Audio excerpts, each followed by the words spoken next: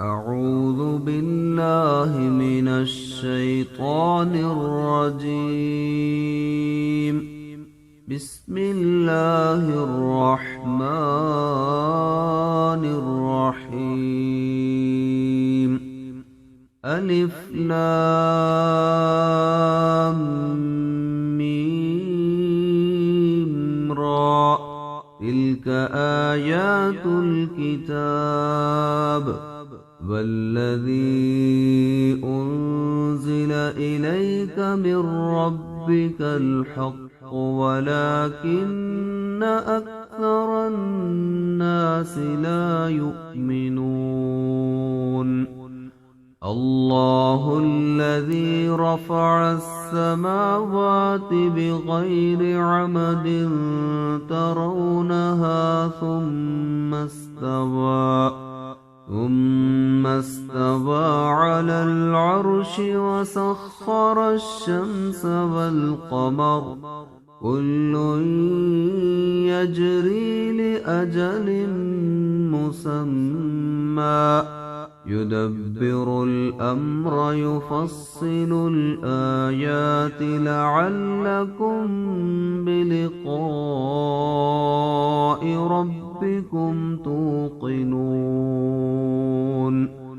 وهو الذي مد الأرض وجعل فيها رواسي وأنهارا ومن كل الثمرات جعل فيها زوجين اثنين يغشي الليل النهار إن في ذلك لآيات لقوم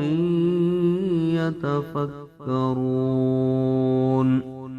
وفي الأرض قطع متجاورات وجنات من أعناب وزرع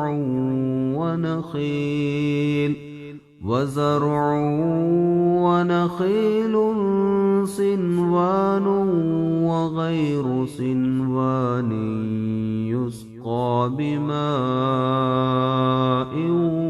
واحد ونفضل بعضها على بعض في الأكل إن في ذلك لآيات لقوم يعقلون.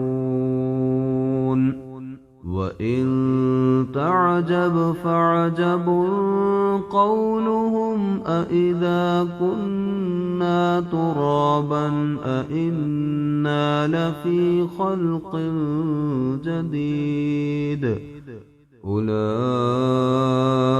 الذين كفروا بربهم وأولئك الأغلال في أعناقهم وأولئك أصحاب النار هم فيها خالدون.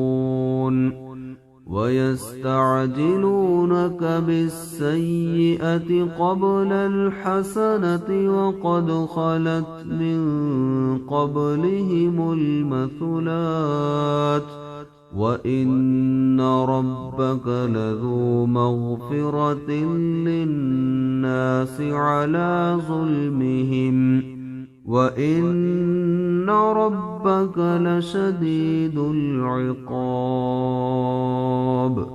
ويقول الذين كفروا لولا أنزل عليه آية من ربه إنما أنت منذر ولكل قوم هاد.